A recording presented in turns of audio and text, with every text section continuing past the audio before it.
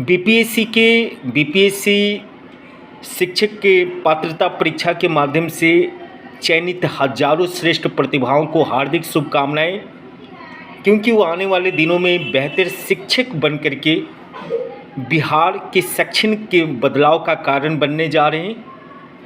BPSC के अध्यक्ष अतुल प्रसाद जी को भी हार्दिक के बधाई, जिन्होंने 60 दिनों में ही इस जटिल प्रोसेस को पूरा किया।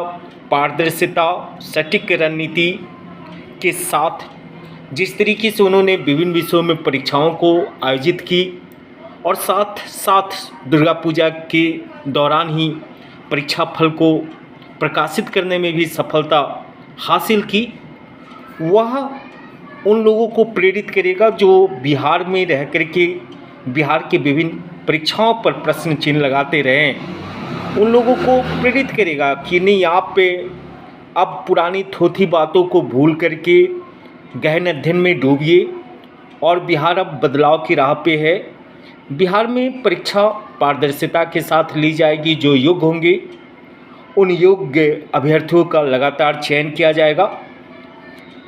अभी 1,70,000 से भी ज़्यादा सीटों की संख्या थी, जिसमें 1,22,000 अभ्यर्थी पास हुए हैं और प्राथमिक स्कूल के लिए तो पास करने वाले अभ्यर्थियों की संख्या सीटों के मुकाबले कमोबेश बराबर हैं, लेकिन माध्यमिक और उच्च माध्यमिक में बहुत सारी सीटें खाली रह गई। विभिन्न विषयों को आप देखेंगे तो पदों के मुकाबले पास करने वाले अभ्यर्थियों की संख्या काफ़ी कम रही, जिसके कारण 50,000 से ज़्यादा +2 और 9th 10th यानी आपको सेकेंडरी और हायर सेकेंडरी दोनों ही में उन अभ्यर्थियों को फिर से मौका मिलने जा रहा है जो अब एसटीटी भी पास कर चुके हैं, आपके सीटेट की भी जिनके पास डिग्री है, बीएड की डिग्री है,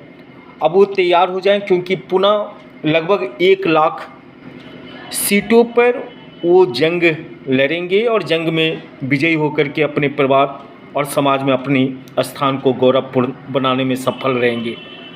परीक्षा जल्द से जल्द आयोजित हो रही है और आप ये भी देखो कि जो परीक्षा आयोजित हुई उसमें 40% नंबर के साथ 150 में मात्र 60 नंबर लेकर के पास करना। फिर आप देखोगे कि आपके 32% तक SC ST महिलाओं के लिए मात्र 32% में पास करना। तो ये बतलाता है कि सरकार आपको बहाल करना चाहती है, आपको एक शिक्षक बनने के लिए मौका उपलब्ध करवाना चाहती है, और वो भी पूरी पारदर्शिता के साथ। लेकिन जो पढ़ेगा वही आगे बढ़ेगा।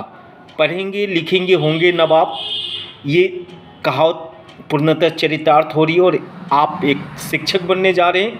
तो इसीलिए पुनः तैयार हो जाइए। 2 महीने 3 महीने के अंदर पुनः परीक्षा होगी, तो 3 महीने के जो आपके पास वक्त है उसका सही इस्तेमाल कीजिए।